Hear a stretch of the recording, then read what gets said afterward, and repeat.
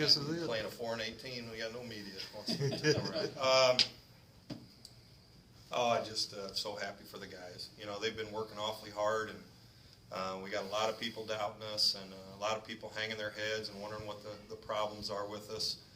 These guys came back, and we have had issues. We have not been a very good basketball team, but I know this: we beat a very good basketball team today on their home court, and we earned it. That's what we've been trying to tell these guys.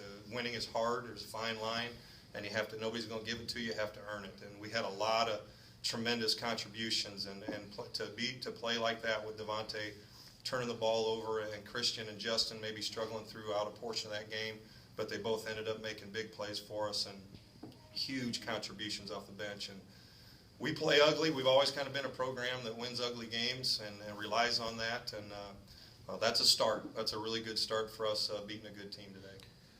Greg, I think it's fair to say maybe the 8-minute mark of the first half was probably rock bottom. I mean, I think you had 7 turnovers and 10 trips. You know, ball wasn't falling. What did the team kind of reach within itself and gather up to pull this out? It's just been, you know, it's coming. It's just been coming. It's not any one thing or anything, you know. It'd be real easy for them to come in here hanging their heads and get trounced today because of losing going into Christmas at home and then losing after Christmas at home. But they've believed in each other. They believed in themselves. We got to teach our core guys how to make plays down the stretch, winning plays, and they did that today. And then we got to teach these new guys how hard it is to win. And we're coming. You know, we're coming. We have a long ways to go to be near as good as we want to do, but just so happy for the guys. They deserve this. And you know, you try to tell them that if you don't invest in anything, it doesn't mean anything. But if you really, truly invest, then you get to reap the rewards and enjoy it a little bit more. And this is just one game, but it's a start. Your defensive effort from start to finish was probably one of its best, maybe was its best of the season. Is that maybe what you got was kind of the foundation for what happened today? I mean, that's us, though, Todd. I mean, you know that it's we've been making a lot of mistakes and not competing hard enough at the defensive end and giving up second shots. So you really make it hard. And if you're unsure at all of what you're doing, then you're not going to be as aggressive as you need to be. And we just, you know, Lou's been working his tail off trying to, as a defensive coordinator, come up with different ways, and it has been getting better. But when we're bad, we've been pretty bad. But today, we didn't give them much easy. We really didn't, and that's what you need to do in this league. There's going to be a lot of close games in this league, so you're going to have to defend whether you're turning the ball over or missing shots. Was that about as good a shot as you could have gotten there for Christian there? It was wide open 15-foot. You know, they did a great job. I'm not sure if they switched into a 2-3 towards the end of the clock because I had a man-to-man set called and we were going to Christian. But to his credit, you know, we did the same thing, and he split that thing on the top. I'm not sure. We'd have to ask Dan. I thought he started in man and then went into zone, and that's just really good coaching, and he just made a great play. You know, he was so frustrated he missed one the other night at home to win the game, and he wants those opportunities, and we'll keep calling his number, I'm sure. Maybe a little bit of a turning point for Trey Bennett today. He wasn't perfect, but he was kind of, you know, maybe offensively kind of your glue guy there for a while. Then everybody else got going. You're right. Like when you said the bottom, the rock bottom there, he made a couple threes to kind of save us, to get us out of that rut a little bit, and that was huge.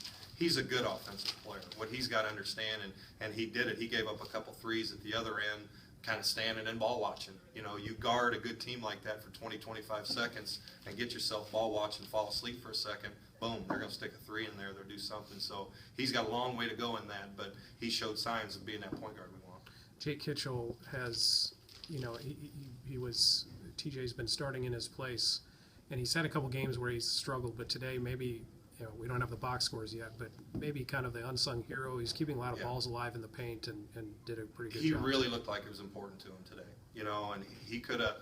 Last couple have been, since he got the starting job taken from him, he's hung his head a little bit, and that's not like him. He's a great teammate. I think he just said, I'm going to pick this up and make the most of my opportunities. He's a starter for us, whether he's starting in there or not. He's kind of a glue guy, and he hasn't played as well at either end as we want him to or as he'd like to, but he's certainly not the only one. So taking him out of the starting lineup was not a punishment to him. It was more like we need to shake things up a little bit to see if we can get things going a little bit. But he was terrific tonight, and just he really worked and helped his team win. on Illinois State's inbounds, what were your instructions for the guys, and what did Brenton do to try to, the ball goes underneath the glass?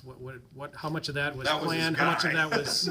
He was supposed to guard his man, and I think he got caught watching the ball. And I don't know if that's what they had diagrammed to go at him, but I wanted to show. So I used the timeout. We were up on the ball, and we were really going to kind of crowd it and jam the ball a little bit. We didn't want to give one of those good guards a head of steam. But then when we took the timeout, I said, show it again, drop back there to half court. And maybe it confused him, but with only 5 seconds, you want a little bit of that. Brenton fell asleep. They made a great, I can't remember who threw the pass. It was a great look, and it was the right play.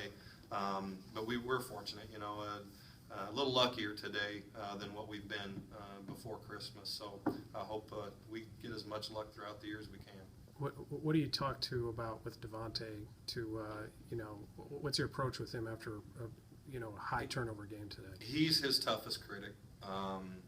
He was clearly frustrated.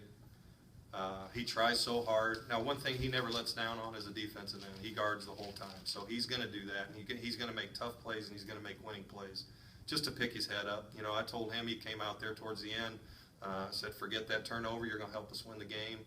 I'm going to roll with him regardless. He just, our fans, our coaches, I get frustrated with him. He gets frustrated with turnovers, but it's just he's trying so hard.